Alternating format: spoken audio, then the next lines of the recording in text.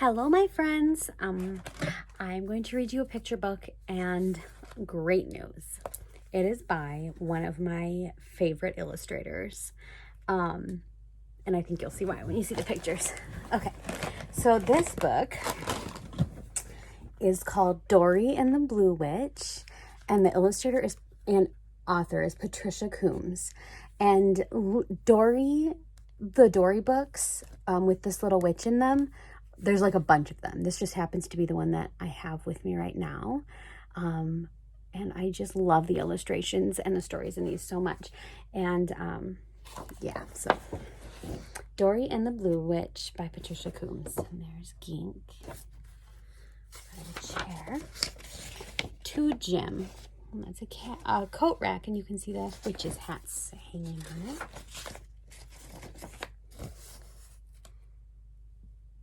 All right. This is Dorrie. She is a witch, a little witch. Her hat is always on crooked, and her stockings never match.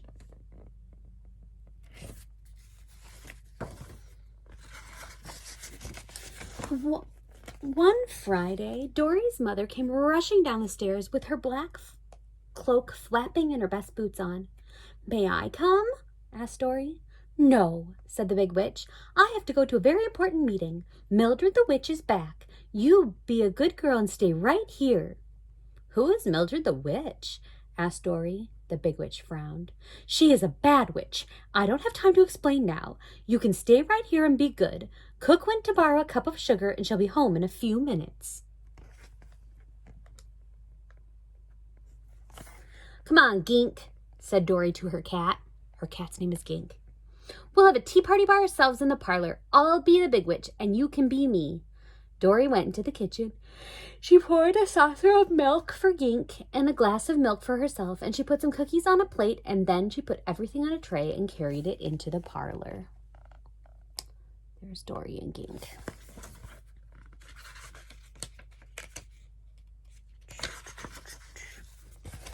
Just then there was a knock on the front door. A very loud knock. "That's Cook," said Dorrie. "We'll invite her to our tea party." Dorrie ran and opened the front door. "Come in," said Dorrie. A witch dressed all in blue swished through the door, slammed it shut, and locked it.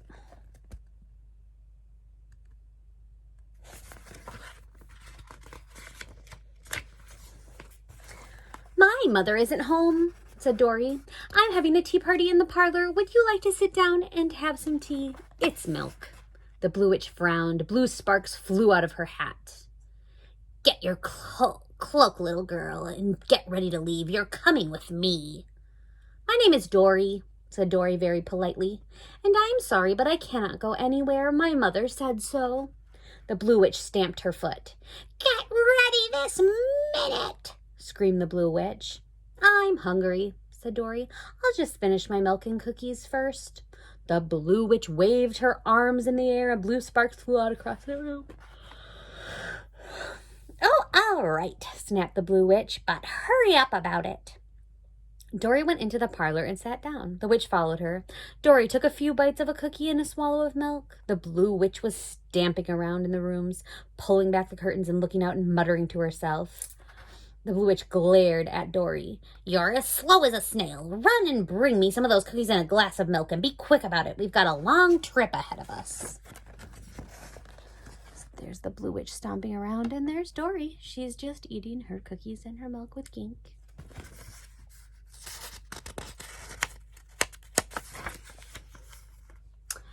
Dorrie ran into the kitchen, and Gink went with her.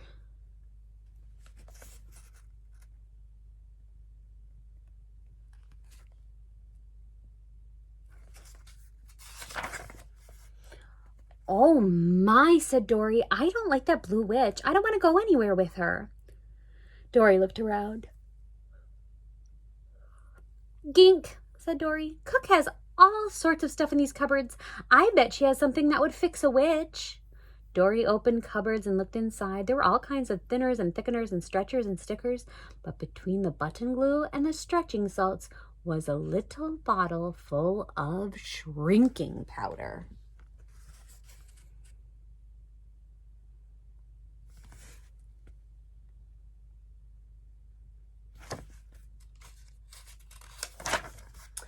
Blue sparks were coming down the hall and into the kitchen and making circles around Dorrie.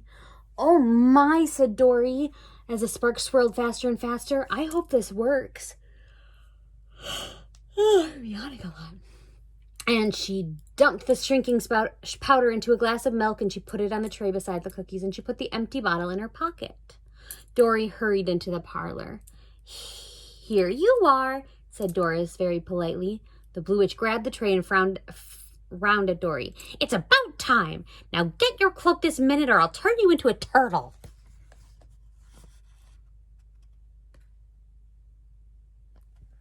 She has a little bottle in her hand.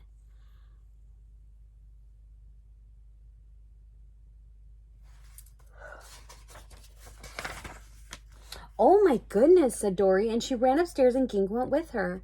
Dorrie looked in her closet, but her cloak wasn't there. Dorrie looked behind the door and she looked in her dresser drawers, but her cloak wasn't there. Dorrie looked under the bed. Her cloak wasn't there either. "Oh my," said Dorrie, "where did I leave my cloak?" And she looked out in the hall and the air was full of blue sparks. "Hurry up, I'll go up there and get you," shrieked the Big Witch. "I'll be down in a minute," said Dorrie. "I can't find my cloak." "You get down here before I count to 10, the Blue Witch yelled. Dorrie looked and looked, but she still couldn't find her cloak. Uh-oh.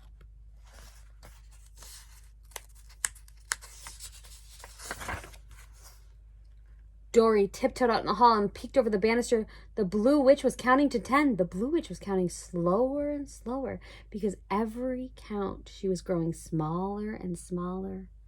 Dorrie shut her eyes and hung onto the banister tightly. "Oh, I hope she doesn't stop shrinking," whispered Dorrie. 10, came a tiny voice from the hall below. Dorrie opened her eyes and looked down. "Oh, Gink, it worked!" The Blue Witch was only a few inches tall, but the smaller she got, the madder she got, and she was hopping around the hall with a cloud of tiny blue sparks around her and shaking her fist at Dorrie. This is kind of hard to see what's going on, but you can see that she's just shrinking and shrinking.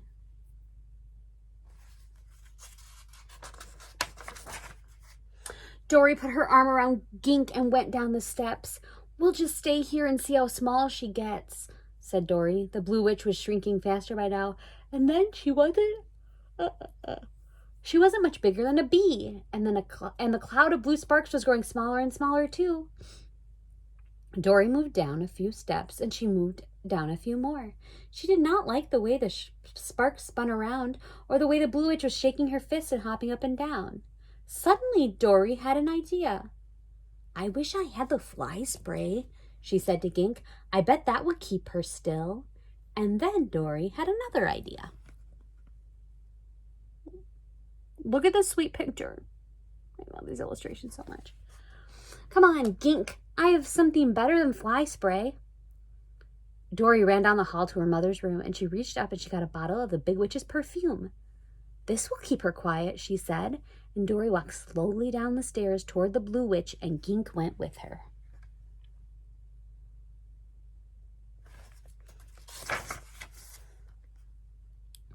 Dorrie leaned over the banister and sprayed perfume on the Blue Witch. Slowly the sparks died away, and the Blue Witch was sitting on the carpet holding her head.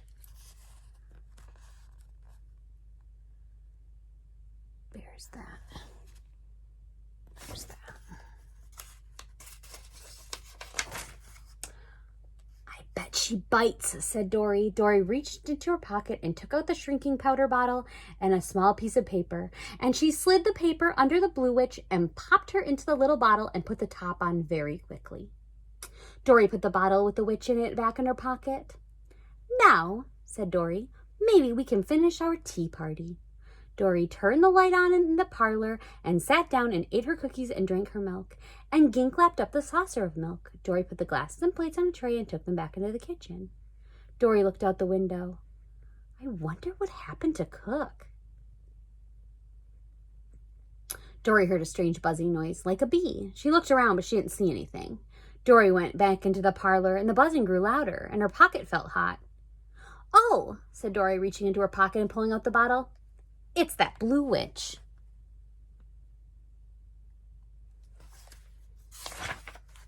Dorrie held the bottle under the light and looked at it. The blue witch was shooting blue sparks around. She was so angry she was buzzing around and around inside the bottle, trying to get out. I'm glad, said Dorrie, that I can't hear what you're saying. I don't think you're very nice at all. I don't want to be turned into a turtle just because I can't remember where I left my cloak. The tiny blue witch buzzed louder and shook her fists.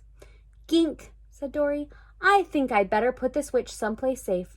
What if I dropped the bottle and she got out? Dorrie looked around. She looked at the piano.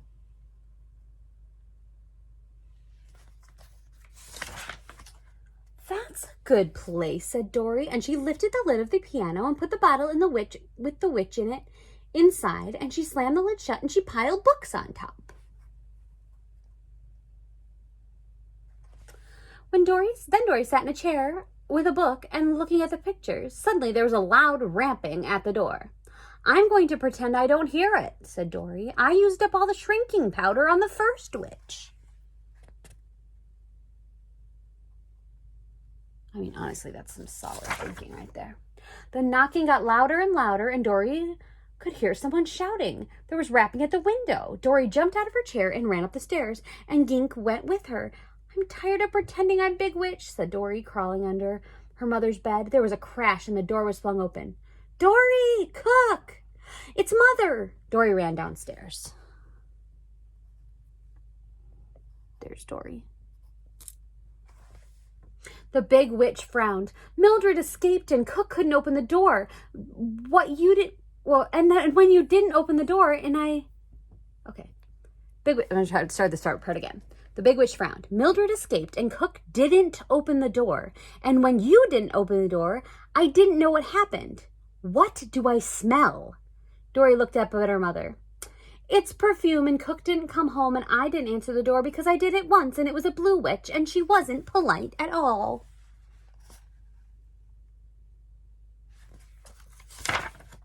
The Big Witch looked very strange and very pale. Mildred is here? Cried the Big Witch. Is she the blue witch? Asked Dorrie. The Big Witch nodded. You should have told me, said Dorrie. I wouldn't have asked her in for tea. The Big Witch sat down on the stairs and held her head. Dorrie, said the Big Witch at last, where is the blue witch now? Dorrie led her mother to the parlor and pointed at the piano with the books piled on top. She's in there, said Dorrie, and I don't think you better let her out. The Big Witch frowned. Mildred wouldn't fit in there.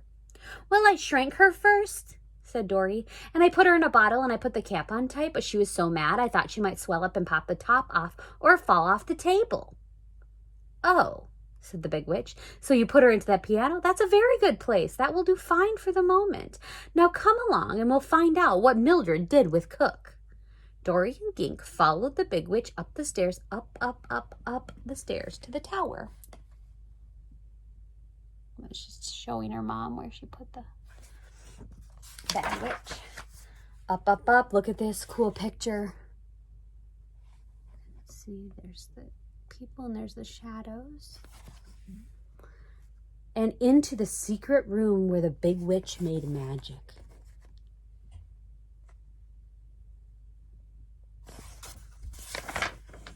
The Big Witch opened the door to her secret closet and took out the crystal ball.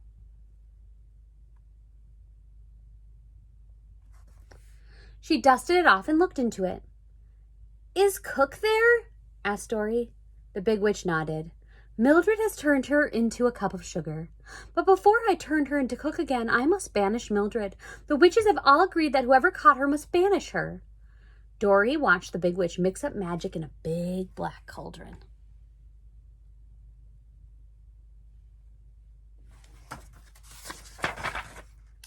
The Big Witch frowned and stirred and waved her hands and muttered, and a cloud of blue sparks swirled out of the cauldron and circled and vanished out the window.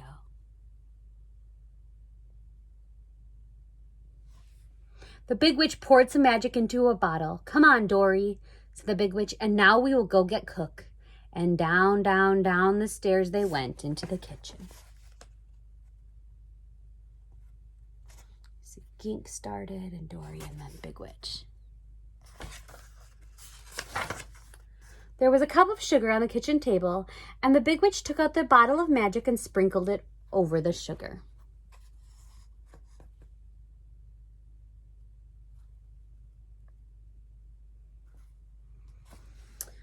Suddenly, Cook was standing in the middle of the kitchen, pointing to the cup of sugar and frowning.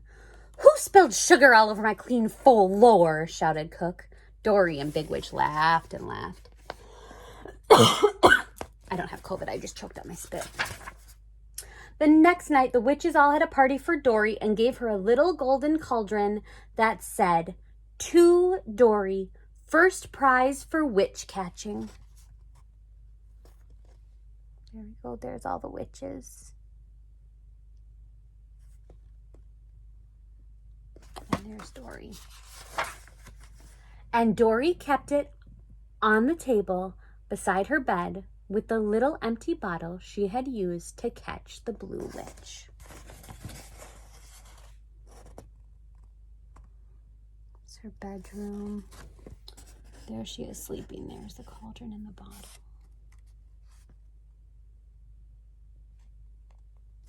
Balloons. And that's the end. Isn't it a fun book? And also, those illustrations, though. Patricia Coombs is just a brilliant illustrator. Okay, I love you very much. Bye, babies.